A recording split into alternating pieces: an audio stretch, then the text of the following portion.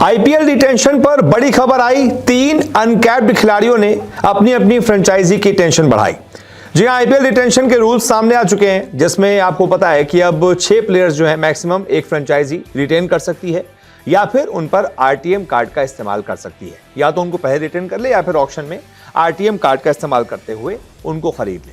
लेकिन इन सब के बीच 3 ऐसे खिलाड़ी हैं जिन्होंने अपनी अपनी फ्रेंचाइजी को ऐसे फंसा दिया है कि भाई इनको हम रिटेन करें ना करें, क्योंकि ये तीनों खिलाड़ी जो है वो अभी तो अनकैप्ड हैं, लेकिन इंडिया की आने वाली सीरीज में हो सकता है कि ये अनकैप्ड से कैप्ड हो जाए।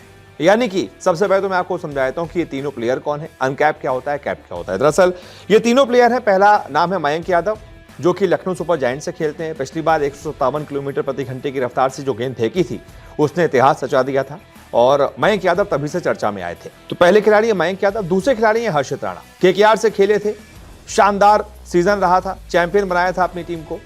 और हर्षित राणा अब टीम इंडिया में पिक हो चुके हैं। बांग्लादेश के खिलाफ होने वाली T20 सीरीज में उनका नाम आ चुका है।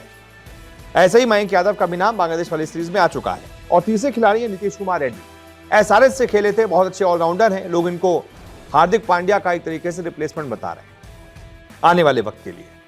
हार्दिक पांड्या जैसे ही प्लेयर है, मीडियम पेसर है और साथ ही साथ मिडिल ऑर्डर के बैट्समैन है। ये तीनों खिलाड़ी टीम इंडिया में चयनित हो चुके हैं।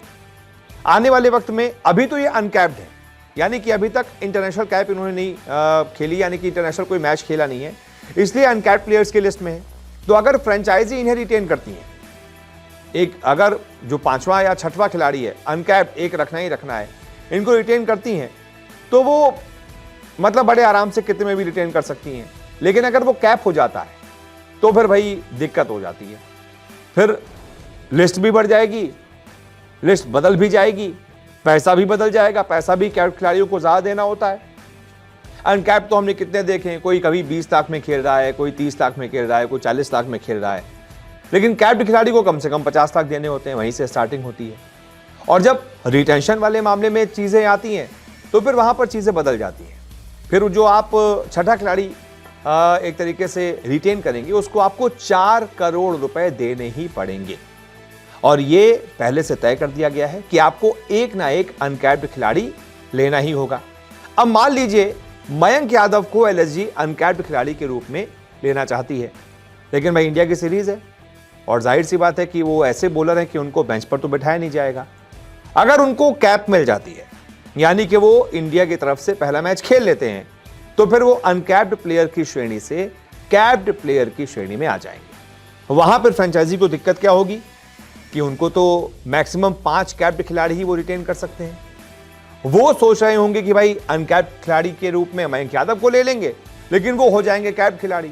और फिर क्या होगा, मयंक यादव को आपको या तो छोड़ना पड़ेगा या तो फिर कोई एक बड़ा खिलाड़ी जो कैप्ड खिलाड़ी है जिसको आप रिटेन कर रहे हैं उसको हटाना पड़ेगा।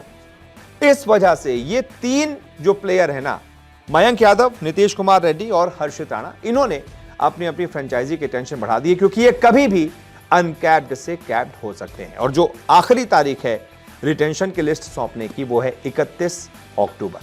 अब देखते हैं कि इन खिलाड़ियों का क्या होता है और फ्रेंचाइजी कैसे आगे वो किसको रिटेन करती हैं, किसको नहीं करती हैं। फिलहाल इस वीडियो को देखने के लिए बहुत बहुत शुक्रिया।